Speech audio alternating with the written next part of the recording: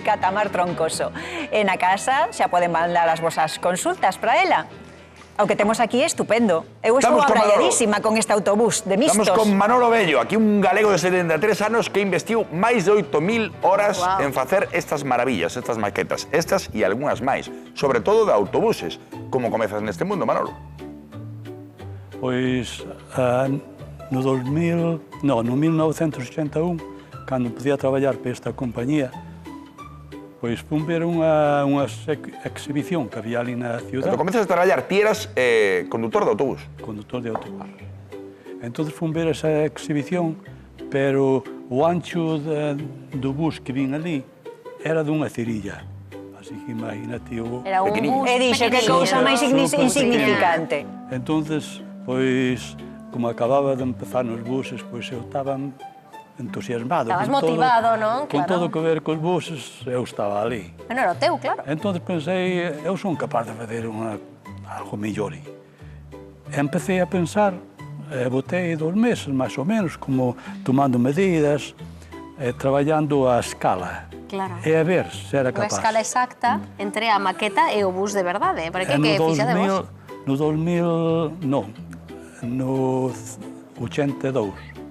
Empecé a sentar a cerillas, como en esta, non?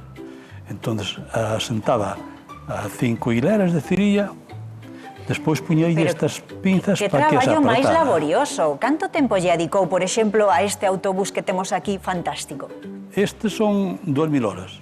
2.000 horas? 2.000 horas. E cantos mixtos, máis ou menos? 25.000. Non hai aquí 25.000 porque as ventanas foron cortadas. Ah, claro. Pero tú tes moita paciencia, Manolo, porque facer maquetas e contar as horas xa me parece de ser extremadamente paciente, non? Mira, na habitación onde eu estaba traballando tiña un calendario aí colgado, entonces, cando empezaba a traballar daba yo o reloj. Era como, sí, era como fichar, máis ou menos. Agora podes levar máis ou menos a conta. Entonces, cantas maquetas como estas tes? Desta é unha sola. Non, cantas fixeche ao final, porque vemos aquí diferentes modelos de autobús, vemos tamén por ali un carro. En total, cantas tes? En total, ata agora teño 22. 22. De esa teño outra exactamente igual na casa. Non a trago aquí porque non fai falta. Que autobús é este? Que historia ten? Pois, ese, cando empecé a traballar nesa compañía, os jefes xa sabían que eu tiña este. Entonces, eu empecé a pensar e a tomar medidas xa. E un día pasou o jefe a colar por atrás. E deparroume, non irás facer unha de cerillas tamén? E dixo, non, vou facer 2, pero de madeira, que é contrachapado. Pero este estivo exposto e conseguiu cantar recadación. Eu levaba a sitios onde pasaba moita xente.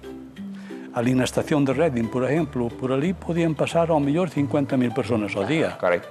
Entonces, cos meus permisos aí enseñándose ao público, pedindo, bueno, que eu estaba facendo ali ou por que estaba ali.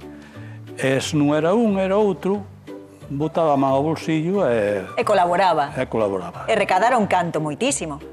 15.000 euros xuntei para a caridade. Caramba. Así, céntimo a céntimo, euro a euro.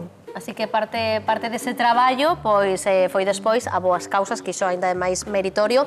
Estábamos falando de que tes ata 22 maquetas distintas. Isto é un pouquiño como elexir entre os fillos, pero se tiveras que dicir algunha especial, a túa favorita, que lle tes máis cariño? Bueno, eu creo que esta... A primeira, claro. A este teño, pola historia que ten, non? Teñolle un certo cariño. E se eu xa quixera mercar, por canto me venderías? Ou non ten prezo, igual non está a venda. Pide, que Raquel te encarte. Vamos. Bueno, a mí non me gusta dar os precios, pero sí me gusta dicirche, mira, gastei 2.000 horas.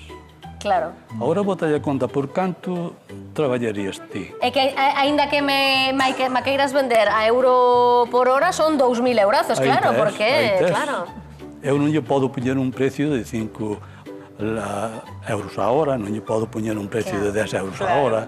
É a artesanía, é o que ten, que moitas veces é difícil... A mí o que me chama a atención é que logo de xornadas, que supoño que serían duras xornadas conducindo autobús, se quedaran ganas de reproducir os autobuses en maqueta.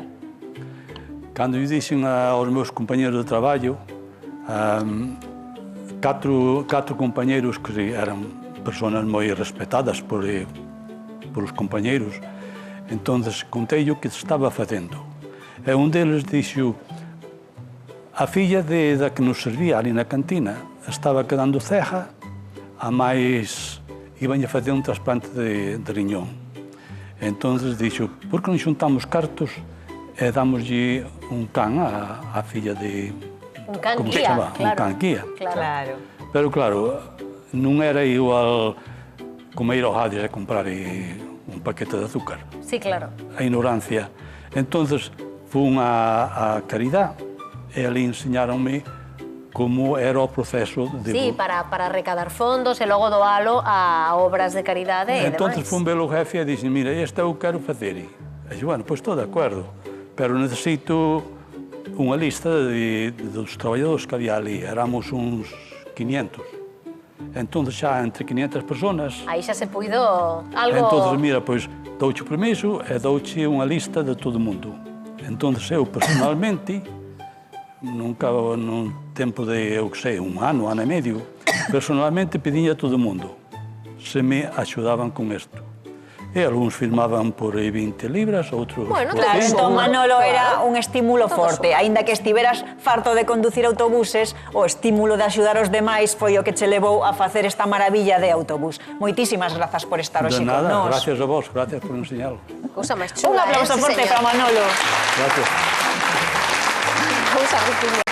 Filosofán, de Sí, Carballo, sí, sí. señores. Chulísimos. Non se vos parece, imos volver a Quiroga, onde esta fin de semana